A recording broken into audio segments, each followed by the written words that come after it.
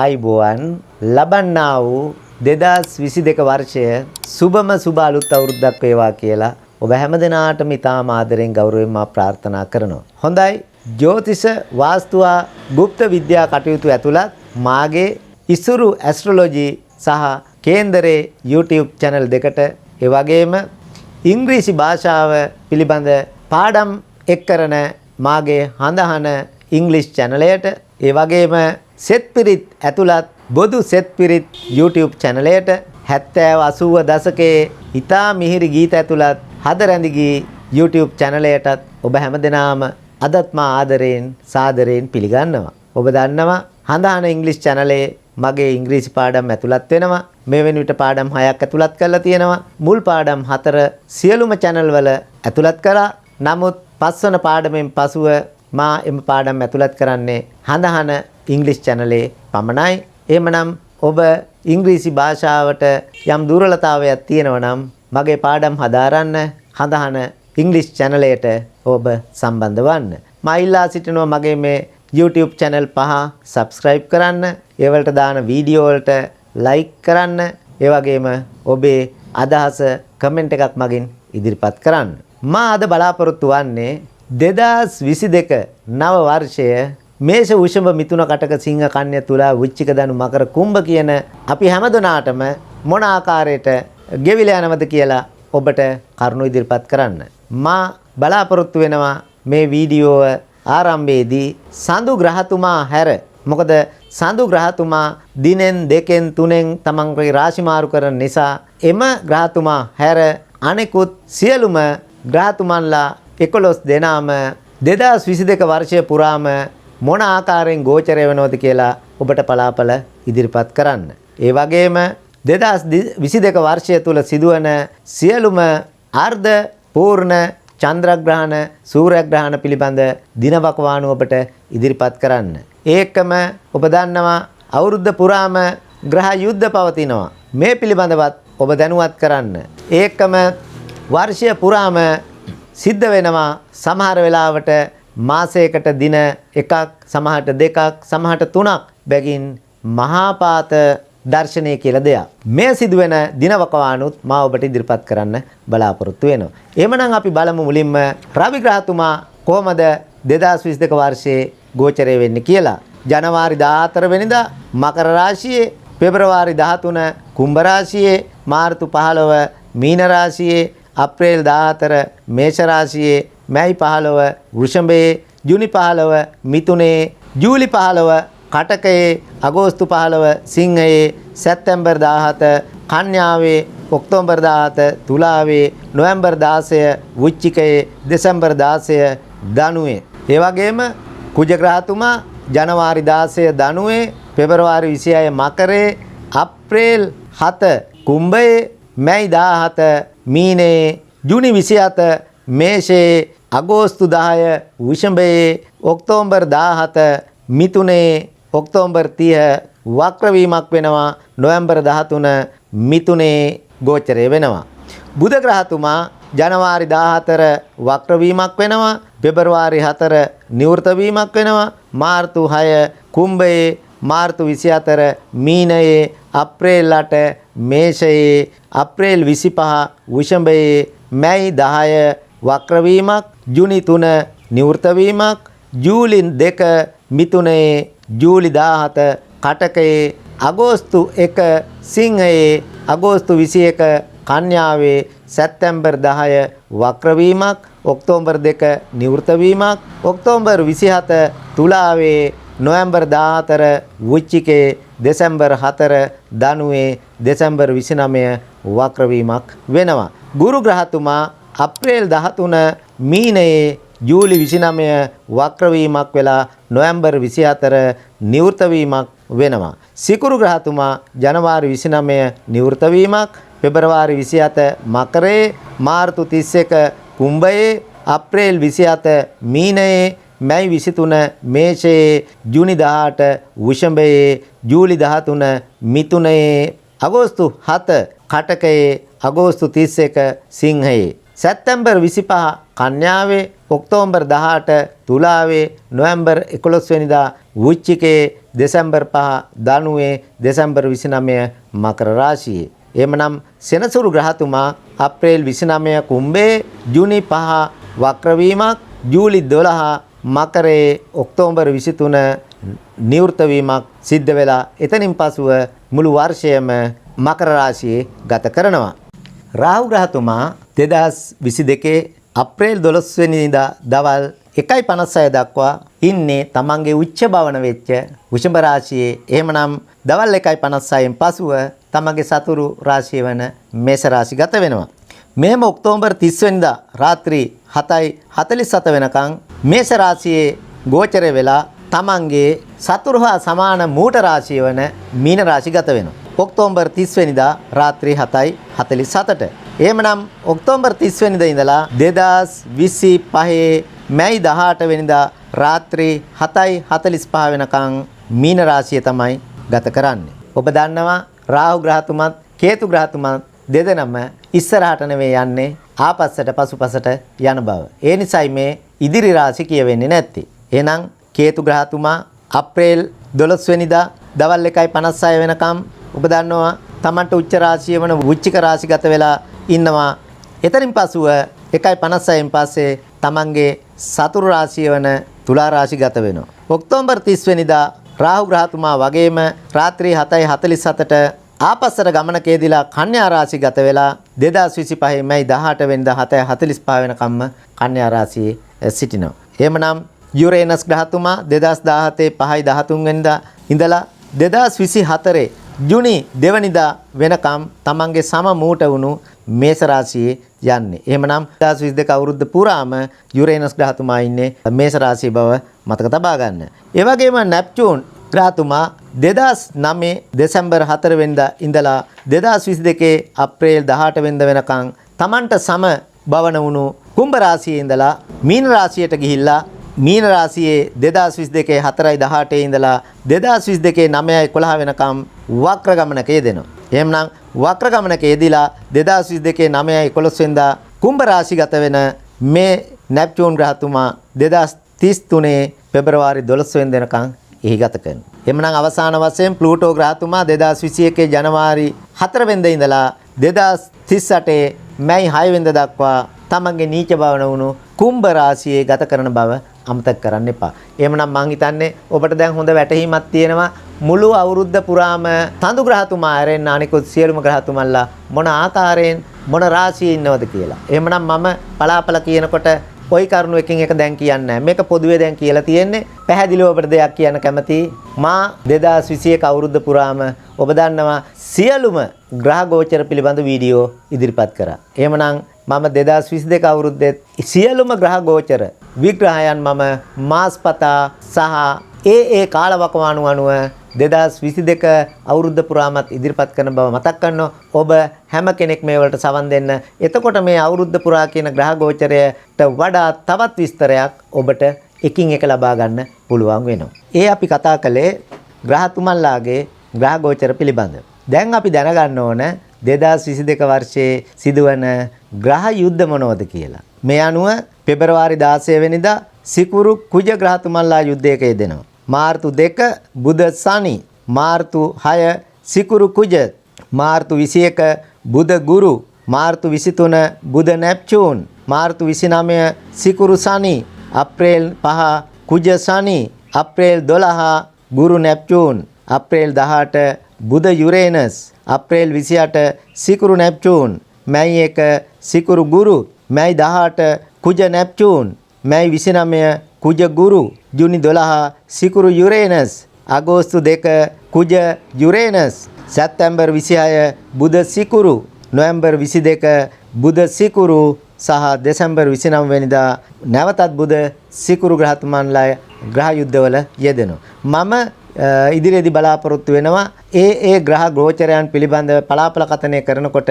ඒ මාසවල සිදුවන ග්‍රහ යුද්ධ නැවත මතක් කරලා කවුද ඒ යුද්ධෙන් දිනන්නේ කියන එක වඩාත් පැහැදිලි කරලා පෙන්නන්න. ඒ අනුව ඔබට ඒක බලපාන්නේ කොහොමද කියලා කියන්නත් මම අදහස් කරනවා. ඒකම දැන් ඔබ දැනගත යුතුයි 2022 වර්ෂයට සිදුවන සූර්යග්‍රහණ සහ චන්ද්‍රග්‍රහණ මොනවද කියලා. ඒ අනුව අර්ධ සූර්යග්‍රහණයක් සිදු වෙනවා මැයි මාසේ පළවෙනිදා. පූර්ණ චන්ද්‍රග්‍රහණයක් සිදු වෙනවා මැයි මාසේ 16 වෙනිදා.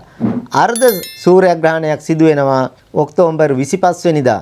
පූර්ණ චන්ද්‍රග්‍රහණයක් සිදු වෙනවා නොවැම්බර් 8 වෙනිදා. එහෙමනම් මේ චන්ද්‍රග්‍රහණ සූර්යග්‍රහණ වලදී ඔබ දන්නවා සුබඵල අසුබඵල දෙකම ප්‍රදානය වෙනවා.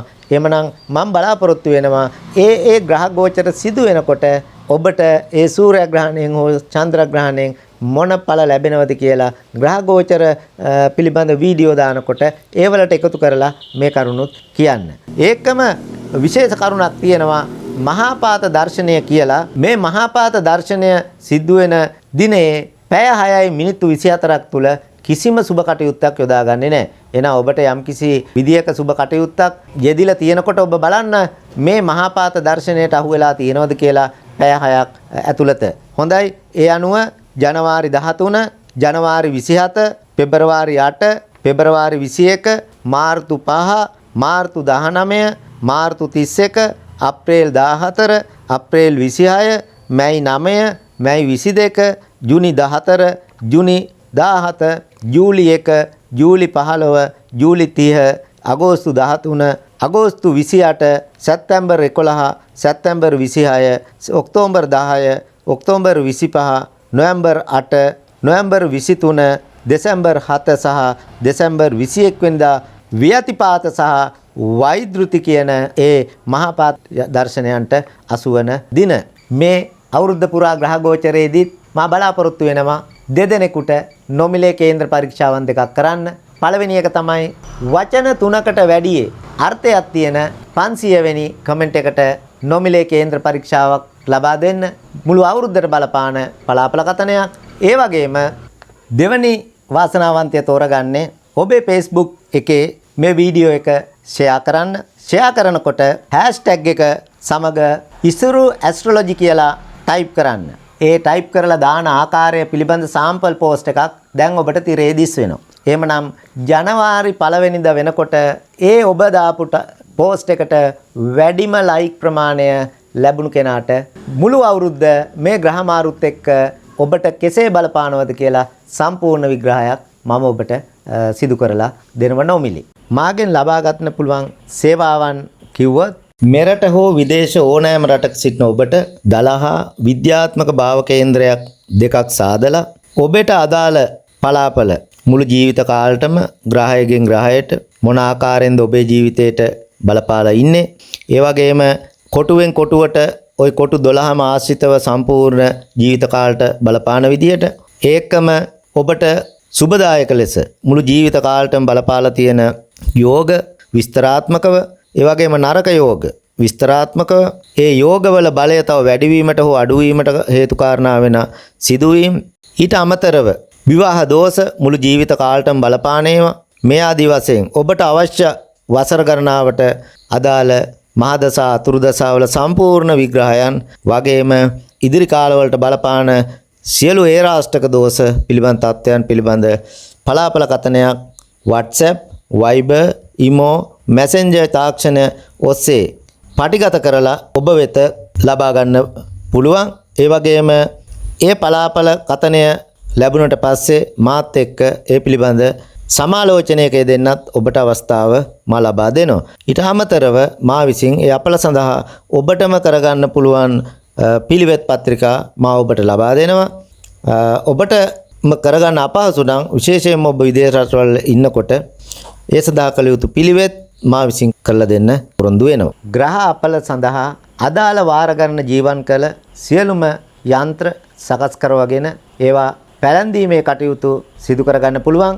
ඒවයි ජීවන් කටයුතු සිදු කරපු ඒ වාර ගණන් ඔබට මා වෙතින් ලබා ගන්නත් අවස්ථාව තියෙනවා. ඒ වගේම දෙහි කැපීමේ ශාන්ති කර්මය මාලාවා සිද්ධ කරගන්න පුළුවන්. નિયમિત මැණික් ගල් යෙදු අදාළ වාර ගණන ජීවම් කළ මුදු මා වෙතින් ලබා ගන්න පුළුවන්. අදාළ වාර ගණන ජීවම් කළ ටයිගර්ස් අයි බ්‍රේස්ලට් පළඳන ඒ වගේම රුද්‍රාක්ෂ මා වෙතින් ලබා ගැනීමේ හැකියාව ඔබට තියෙනවා.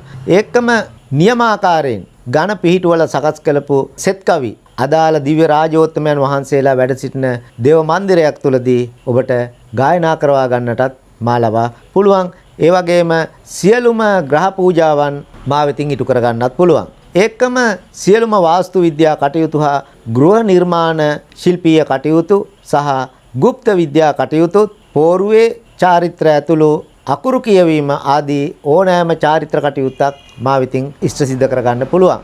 ඒකම පුද්ගල ව්‍යාපාර වාහන සඳහා නියමාකාරයෙන් ගණ පිහිටවනු ලැබූ නම් ඔබට මා වෙතින් ලබා ගැනීමට හැකි වගේම ඉසුරු මංගල සේවය මගින් ඔබට ඔබේ දරුවට ඔබේ සහෝදරයට සහෝදරියට ඥාතියට හිතවතාට මා වෙතින් නියම විවාහ සහකාරිය සොයා ගැනීමේ අවස්ථාවත් සලසා තියෙන බව ඉතාම සතුටින් කියන්න කැමතියි. හොඳයි එහෙනම් මගේ ඉසුරු ඇස්ට්‍රොලොජි කේන්දරේ නාලිකා 2 subscribe කරන්න.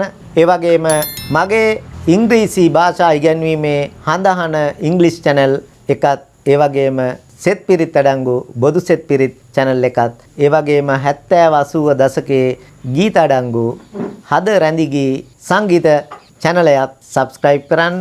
ඒ වගේම මම දමන වීඩියෝවක් ඔබට ෂණිකව notification එකක් ගෙන්වා ගැනීමට subscribe කරලා ඒකේ දකුණු පැත්තෙන් තියෙන bell icon එකත් click කරන්න. ඒ වගේම මගේ වීඩියෝස් හොඳ නම් like කරන්න.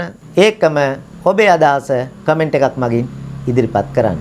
දැන් අපි බලමු 2022 මේෂ වෘෂභ මිථුන කටක සිංහ කන්‍යා තුලා වෘශ්චික ධනු මකර කුම්භ මීන කියන ලග්න 12ට මේ අවුරුද්ද කොහොම බලපාවෙනවද කියලා. කුම්භ ලග්න හිමියන්ගේ ලග්නාධිපති සෙනසුරු බුධ එක්ක 12 වෙන්නේ. ඒ වගේම ගුරු ලග්නගතව සඳු කේතු කුජ 10 වෙන්නේ. 11 වෙන්නේ රවි සිකුරු ග්‍රහතුමන්ලා ගෝචරයෙන් ගමන් කරමින් සිටිනකොට තමයි ඔබට මේ වසර උදා වෙන්නේ.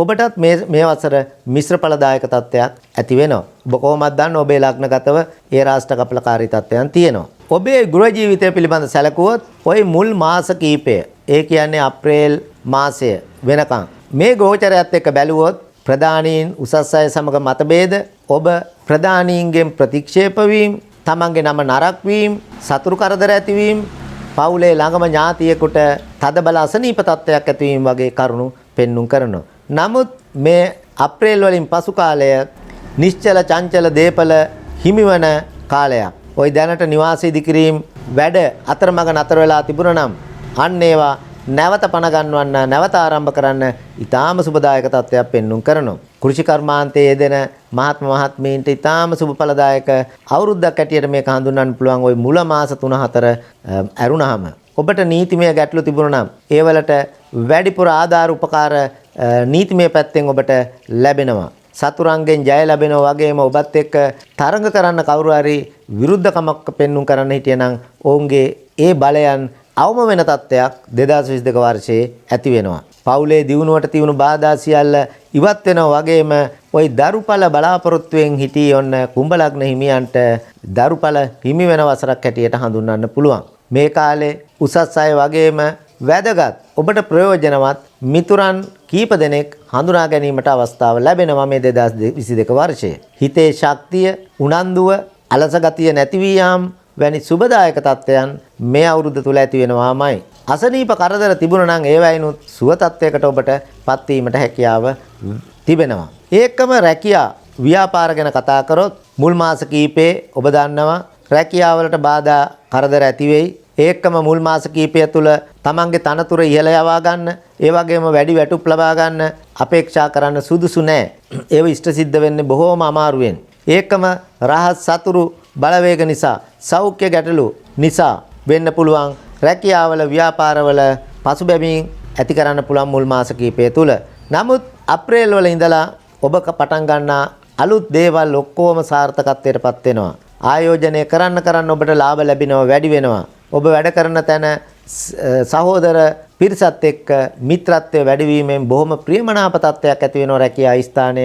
ඒ වගේම ව්‍යාපාරිකයෙක් නම් Tamanට සේවක සේවිකාගෙන් විශේෂ උදව් උපකාර වැඩිපුර ලැබෙන වර්ෂයක්. නීතිමය පැත්තෙන් රාජ්‍යයේ පැත්තෙනුත් ඔබට ආධාර උපකාර ලැබෙනවා. ඔබට බැංකු ණයක් ඉල්ලුම් කරලා තිබුණා නම් ඒව පහසුවෙන් මේ වර්ෂය තුල ලබා ගැනීමට වාසනාව. අධ්‍යාපනය පිළිබඳ කතා කරොත් මේ අප්‍රේල් 13 වෙනිදා දක්වා තත්ත්වය එතරම් සුබදායක නොවුණත් අප්‍රේල් 13 වෙනිදා දක්වා ධාරණ ශක්තිය අඩුවීම, අලස ගතිය, නිදිමත ගතිය වැඩිවීම, විශේෂයෙන්ම මූලික අධ්‍යාපනය කියන්නේ 1-11 වසර දක්වා අධ්‍යාපන ලැබෙන දරුවන්ට ඇති වෙන්න පුළුවන්.